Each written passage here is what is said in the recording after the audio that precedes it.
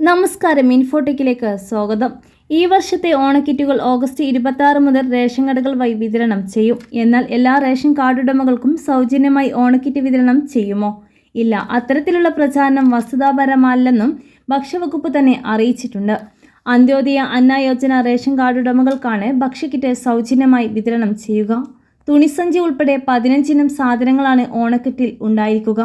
പഞ്ചസാര 1 കിലോ, വെളിച്ചെണ്ണ 1/2 litre, തുവരപ്പരിപ്പ് 250 gram, ചെറുപയർ പരിപ്പ് 250 ഗ്രാം, വൻപയർ 250 ഗ്രാം, കശുവണ്ടി 50 ഗ്രാം, നെയ്യ് 50 ml, തേയില 250 ഗ്രാം, പായസം മിക്സ് 200 ഗ്രാം, സാമ്പാർ പൊടി 100 ഗ്രാം, ശബരി മുളക് 100 ഗ്രാം, മഞ്ഞൾപ്പൊടി 100 ഗ്രാം, മല്ലിപ്പൊടി 100 ഗ്രാം, ഉപ്പ് 1 കിലോ എന്നിവയാണ് സാധനങ്ങൾ. റേഷൻ സംവിധാനത്തിലൂടെ വെള്ള കാർഡുടമകൾക്ക് 15 കിലോ സ്പെഷ്യൽ അരി 10 രൂപ 90 പൈസ നിരക്കിൽ ലഭ്യമാകും. നീല കാർഡുടമകൾക്ക് 10 കിലോക്കും പിങ്ക് കാർഡിനും 5 കിലോക്കും അരി ലഭ്യമാകും. മഞ്ഞ കാർഡിന് 1 കിലോ പഞ്ചസാര ലഭ്യമാകും. എല്ലാ വിഭാഗ റേഷൻ കാർഡുടമകൾക്കും മണ്ണെണ്ണ വിഹിതം ഉറപ്പാക്കിയിട്ടുണ്ട്.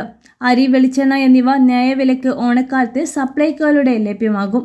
നിലവിൽ ഒരു റേഷൻ കാർഡിന് 8 കിലോ അരിയാണ് സബ്സിഡി നിരക്കിൽ വിതരണം ചെയ്യുന്നത്.